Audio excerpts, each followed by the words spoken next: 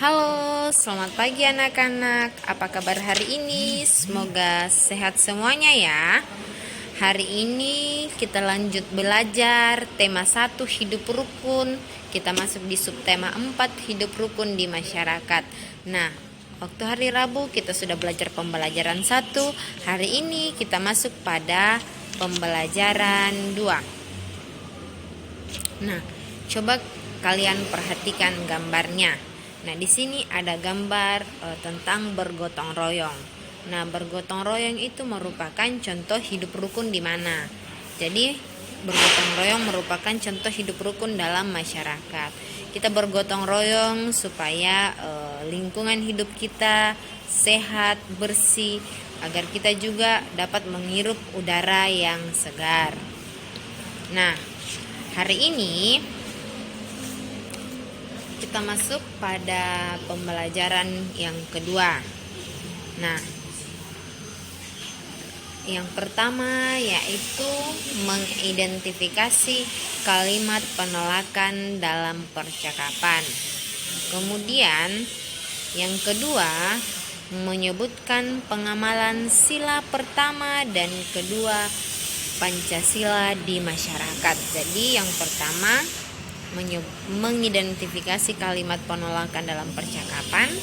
Yang kedua, menyebutkan pengamalan sila pertama dan kedua Pancasila di masyarakat. Ya, kita masuk yang pertama, yaitu mengidentifikasi kalimat penolakan dalam percakapan. Nah, waktu hari Rabu Ibu sudah menjelaskan sedikit tentang kalimat penolakan.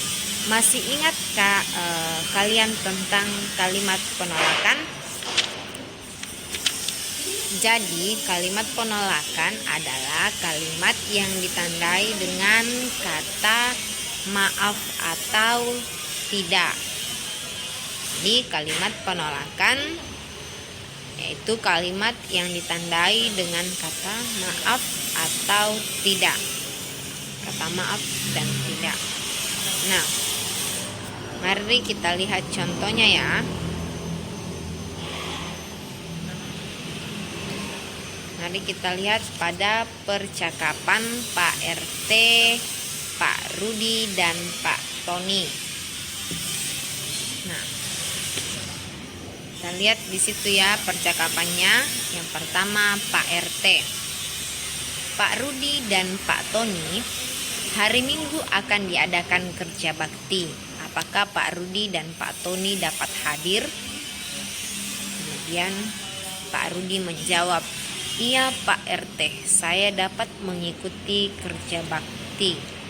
Kemudian Pak Tony menjawab, "Maaf Pak RT, Pak Rudi, maaf Pak RT dan Pak Rudi, saya tidak dapat kerja bakti karena saya akan menengok kerabat saya yang sedang sakit."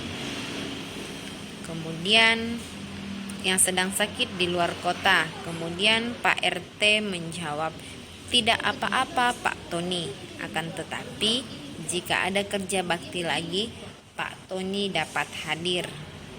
Kemudian Pak Tony menjawab lagi, "Baik Pak RT." Nah,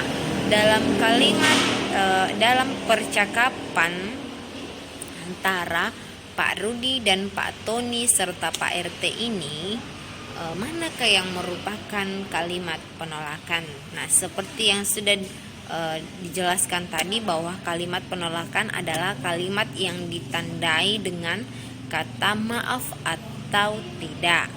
Nah, di sini kalimat penolakan yaitu yang disebutkan oleh Pak Tony, yaitu, "Maaf Pak RT dan Pak Rudi, saya tidak dapat kerja bakti karena saya akan menengok kerabat saya yang sedang sakit di luar kota."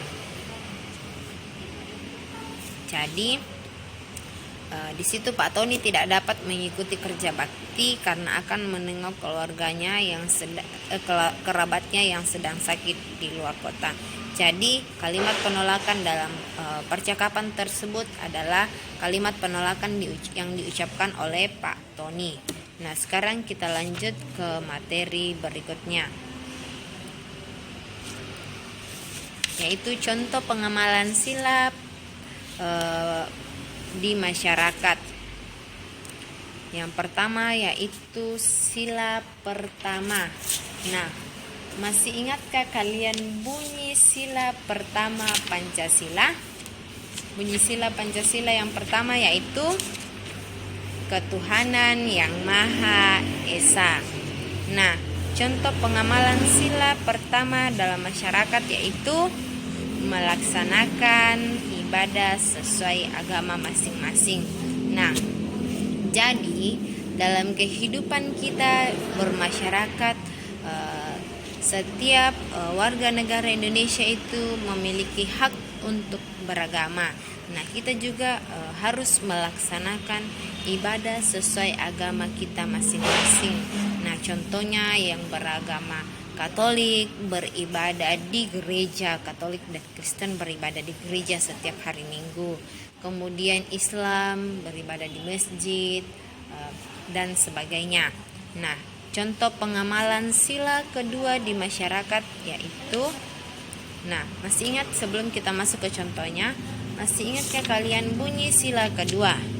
Nah, bunyi sila kedua Pancasila yaitu kemanusiaan yang adil dan beradab. Contohnya pengamalan sila kedua di masyarakat yaitu membantu orang lain yang tertimpa bencana. Membantu orang lain yang tertimpa bencana. Contohnya ada tetangga kita yang tertimpa bencana, tetangga kita di masyarakat yang tertimpa bencana alam. Contohnya longsor, tsunami, banjir, seperti yang baru-baru kita dengar ya, di Luwu Utara tertimpa bencana alam yaitu banjir bandang. Nah, sebagian dari kita ikut membantu masyarakat yang berada di sana. Itulah contoh pengamalan sila kedua Pancasila. Nah, untuk hari ini materinya cukup sampai di sini. Terima kasih, selamat belajar. Tuhan Yesus memberkati. Untuk tugasnya sebentar Ibu kirim di classroom.